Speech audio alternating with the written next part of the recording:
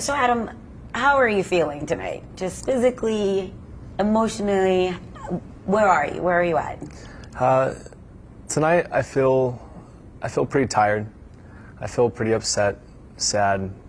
I think there's a lot of emotions that I haven't been able to digest and to fully comprehend yet. There's a tiny bit of anger in me, but mostly just sad and upset about what's happening and what had happened on Sunday night. Yeah, of course. And thank you for being so honest about that. Talk to me about what it was like to be out there. I mean, we were out there, far away, and we saw the fireworks. I mean, it's terrifying. I know this is like part of your job, but just like, talk to me about what is that like to be in that chaos? Yeah, this has been going on for quite some time now, and for the majority of the time, the crowds typically outnumber the officers that are there. And when you have large crowds that are yelling, it can get pretty scary. Sunday night was really difficult because as soon as we saw the numbers of people that they had, I realized that we didn't have as many officers that they had people. They outnumbered us by quite a bit. And they're very loud and very vocal, yelling all kinds of different things. And as soon as they encountered us, it got pretty scary because they started launching and throwing fireworks at us. And when you're in a situation like that, you just don't know what's going to happen. You don't know what their plan is. You just kind of have to react to what their decisions are. And this is how you ended up getting hurt. I mean, your eye, no offense, looks pretty bad. I mean, it looks horrible. Thankfully, the swelling has gone down quite a bit. But yes, once they got there and they confronted us, it was clear that what their intentions were. They as soon as they got there, within a minute or two, someone had launched a mortar firework, trying to break into a police car, and essentially tried to burn a police car to the ground like they have in the past. And then that's when we intended to disperse them from the area. Shortly after that, we had made it to the 4th Avenue side of the guild office, and more mortar fireworks are getting thrown at us. And these aren't tiny fireworks. They're not firecrackers. These are commercial grade mortars. These are things that should be launched up hundreds of feet in the air in a safe place to be detonated so they can put on a firework display. These aren't meant for weapons, obviously. So one had been thrown behind me, and when that detonated, it hit me in the back. And then when I went back towards my patrol bicycle, another went off, and the only thing I could see was a bright flash and then a loud bang and what felt like a hammer hitting me in the face. And that's when I got hit. And when I got hit, I lost my vision momentarily. I lost it for probably anywhere from 3 seconds to a minute, and it was just blurry in my left eye. And my first initial thought was that I was like, I'm going to lose my left eye.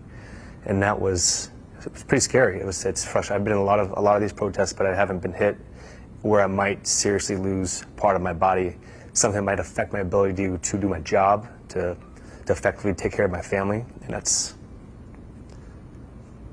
really hard. So once my vision came back, I was able to kind of collect myself.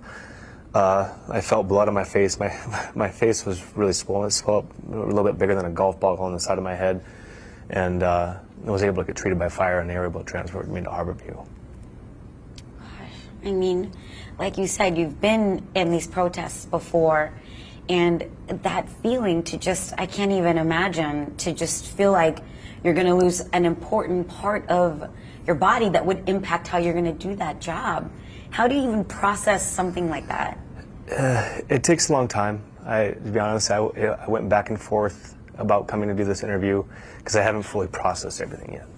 And I talked to my wife back and forth about, hey, what do you think about this? How do you feel about it? Should we do it? And she supports me fully in doing it, and she thinks that it's important that people understand like what's happening to us. And I also reached out to a lot of people that I trust and I care for, and most of them said that they supported me in doing it. And so Emotions like this don't get processed in 2 days, a week, 2 weeks, a month. It takes a long time, and it can weigh on you for a long time. I'm glad you're okay. Thank you. I really am. Yeah.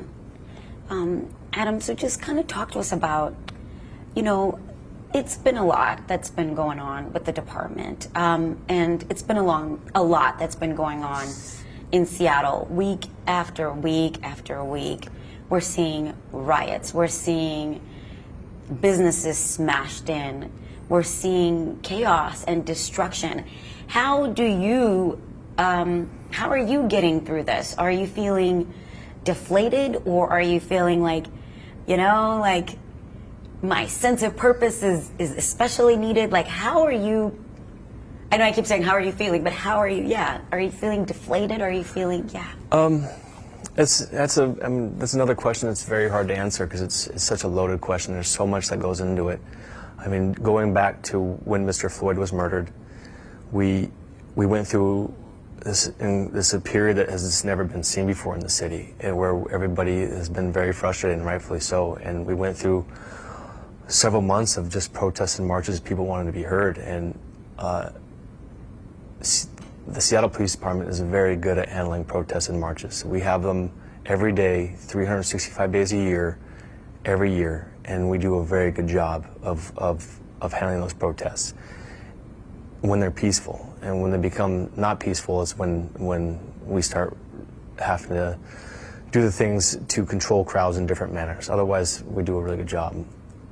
The protests that have been going on every day have kind of evolved into something different, and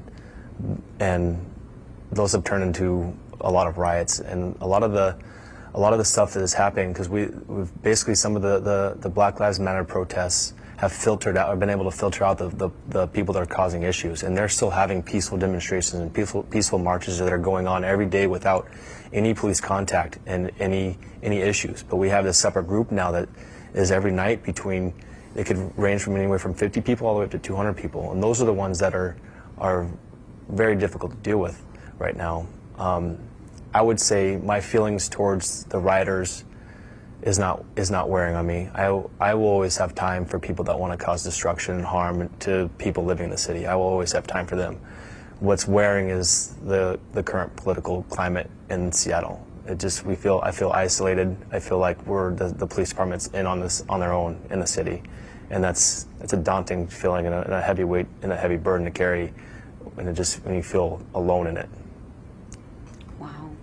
So to clarify, the rioters are like, all right, I'm physically hurt, I'm upset about it, I can handle that. But what you can't handle is what is going on with the politics, the city council, defunding. I mean, you name it. The list goes on and on and on. Yeah, I've been hurt before in line of duty, and a lot of people say, you signed up for that. That comes along with the job, which it's not the case at all. You don't go to work to get hurt. Nurses don't go to get assaulted. Police don't go to work to get assaulted. But when you don't feel like when you're going out and you're trying to do your best to protect people and even property. I know that a lot of people say that property isn't important, but we're in a very difficult time where businesses are on their final stretch, their final leg before they have to go under because of COVID, and people are losing everything they have. And when we don't protect the things that they have, because they can't protect them themselves, then who do they look to? And then it goes the same with people getting assaulted, and it's a very difficult thing. But I think the large part of it has to do with we need a little bit of support, a little bit of help, just to say hurting people and damaging people's goods or livelihoods is not okay. If you damage someone's business, yeah, it might just be property, but it could be their livelihood for the next 30 years. It could be what they're trying to hold on to support their family, and that's more than just property. That's a lot of different things. What would you say this department needs? What do you need as an officer? What do you need to do this job? It's not super simple, but support. I mean, morale is not super great right now. It's pretty low, and a lot of people feel the same way that I feel, and they're very frustrated. And people want to be appreciated, and I came into this department 5 years ago from a different department, knowing that we were in a consent decree, knowing that we wanted reform in a different place, a different type of police force, and I knew that coming here. And that's something that all of us strive for. The city council made the rules, and we said just make the rules, and we'll follow those rules, and we have. And it's just not enough, and we don't know what it is they want, and it just seems like it's very frustrating to deal with.